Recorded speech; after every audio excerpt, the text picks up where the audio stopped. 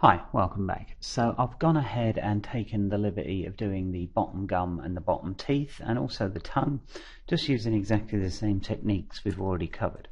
Now before I go any further and organise this UV map, I just want to clean up my scene a bit, so I'm going to select my geometry here and just delete the history on all of it. So delete by type history. And then see what we've got in here for eyes. So the eyes have both been UV'd. I simply copied over the eye we UV'd in the last part and just moved it across so it was in the right position. And I'm going to delete the history on these as well. So there we go. And now I can look at all these sets we've made, these quick selection sets. So if I go into selection sets, you'll see them here. You can also see them here in the outliner. So I'm just going to grab a lot of them and hit delete. Just gets rid of them. I don't need them anymore, and I definitely don't need them cluttering up the scene. So I've got these gums upper and lower, which have been grouped, which no longer need to be grouped. So let's pull that out of the group. And these eyes are in a group of their own. Let's just grab those. I'm selecting them all with shift and then middle mouse dragging them out of the group. And I'm left with 3 empty group nodes. So let's kill those. And now I've got just this geo. Okay, so if I look in the UV editor, you'll see the UV map is all overlaid and jumbled and absolutely useless to us. If we want to take this into a third-party paint package, so I'm going to use Mari, but it could be if you wanted to paint it in ZBrush, for instance, or you wanted to use Photoshop even, this UV map is absolutely useless.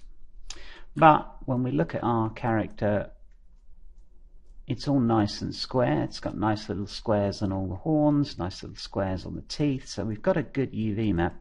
We just now need some decent organization.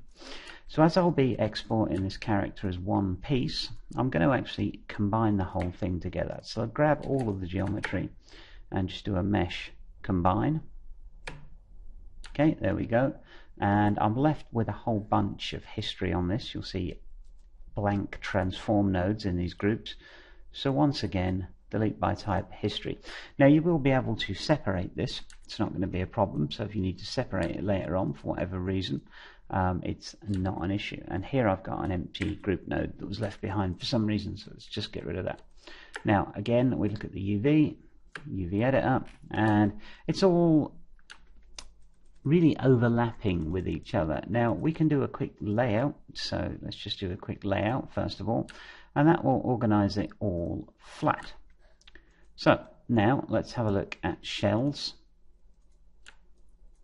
and you'll see there what has happened to my eye UV. Okay, and this will be my tongue, I would imagine. Let's have a look. Yeah, that's the tongue.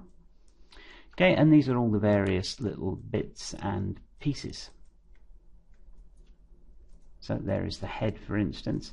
Now this eyeball, something has gone very wrong with that, because it should not look like this. So, that's for the outer eye actually. So first things first, let's just take away the bits we don't need. So this outer eye I'm going to put here, and this one here. Now the reason there's no UV on this and why it's not flat is simple. It's because we're going to use a completely transparent glossy material on it, so we're never actually going to paint on it, so it doesn't really need a UV map. So you know, I wouldn't generally bother to UV that too much, so I'll just leave that as so, and I'm going to now organize this thing into different patches. Now you'll notice our UV view is made up of squares. Now generally speaking you would use U1 V1. Now this square is U1 V1. This is U minus 1 V1. So U is going across the horizontal, V is going up the vertical. Now it's traditional normally to put everything in this one square. But if this is then a 4K image map that we use for a texture, that means that, let's say, the head of our little guy here would be about 150 pixels wide in an image map, and that's no good. You know, we can't get any decent sort of clarity or resolution in 150 pixels. And there's the whole body of him. You know, it's tiny. So what we're going to do is patch it out. And what this means is when we come to paint the texture, we'll have one combined character, but it will use different boxes for different things. So let's take the body and put it into U2V1, and let's take the head and the legs. So what I can do here is just select these and then organize them into different patches. So let's select all of those and see what that is. Now I'm going to turn off the view here so I can get a better look at what I've actually got here in this patch. And I'm going to want the arms as well, so let's get the arms. Let's just move those into this patch. Select everything, see if I'm missing anything. Yes, the tail should go in there too. So grab the tail and move that into there. Okay, and now when I select everything in this UV patch here, it will just be that entire body without the claws here and without the claws here. So now I know that everything in this patch here is everything to do with dinosaur skin, basically. And we've missed the inside of the nostril. So let's grab this and this, and this and this, and let's just move them over here in the same patch. Now I can select everything in this shell, go to layout,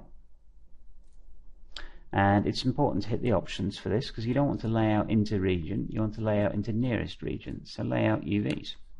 Okay, and that has now laid all these out in this region. All that remains is for us to give them a scale. So let's go to layout again, and under scaling options, let's go scale mode. We can't actually stretch these to region, so we can just do it manually.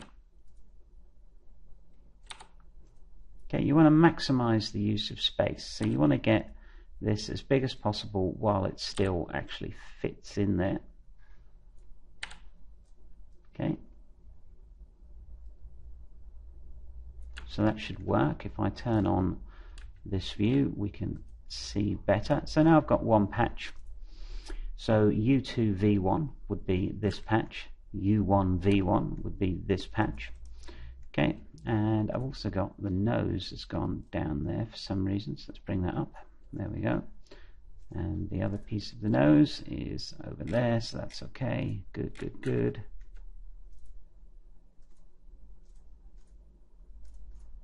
Okay, so I've got everything for the skin or for the main body in one patch. Okay, now we could leave the rest of this here. It's not such a bad idea to do that, but if you wanted to say bring out the eyeballs, for instance, so if we go and select this, let's see, where did that go? We want to select the inner eyeball here, which I believe would be these pieces here. Oops, not that one.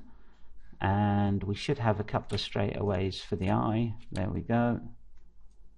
And that should be our eyeball. Let's just go to isolate view selected, and that is our two eyeballs selected.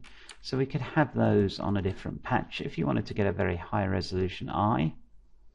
So let's come in, and I'm just going to press W to move, and I'll pump them into another UV patch. So now we have three. Now select all this lot, polygons, layout, and then I'll just manually resize these so they're a bit larger, and there we go. Now you can take some time and trouble moving these about to try and get a better distribution. In this case it's not strictly necessary. It's just go to polygons, layout with this lot, and then rescale it until it's big enough to fit in.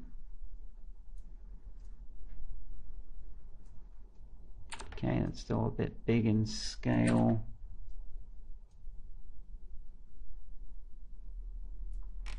And maybe a little smaller, there we go. And these two bits here, I'm just going to shrink to a very tiny size and fit them in a patch where we've got some room. So up here with the rest of the eyeball. Okay, there we go, that fits in there. So now I've got these three patches. Basically, if we go back into the whole view, and let's flick off the squares because we know we've got a nice flat UV map. If I select this lot and do a show isolate selected view selected, you can see one patch is basically the main body, all the bits off the main body that we don't really need to associate with skin. So this patch is everything like the little horns, the bottom of the feet, the claws, and the teeth, and the inside of the mouth. This patch will be, let's just isolate selected and view selected. This patch will be all the lizard skin basically, and this patch here will be the eyeballs. Okay, so we've got one for the eyes, one for the main body. Now we could split this out even further and have a whole patch just for the head, depending on the resolution you're going to need. And you know, again, it entirely depends on your character. Now for me, this map here would be sort of a 4K texture for the skin, and these eyes could be 1K, and the claws and everything else would also be 1 or 2 or 4K. But it just allows us to use one combined mesh, which is very nice, but you know, each of these could be 4K. So we get a 12K texture on here, or at least room for one now, when we paint. So I'll be back in the next part when we'll be going into Mari, and we'll be painting in there. But you know, you could go into Photoshop right now and start painting this if you wanted to, or you could use something else. In this case, we'll be going with Mari. So I hope you found something interested in here, and I will see you in the next part. Thanks for watching.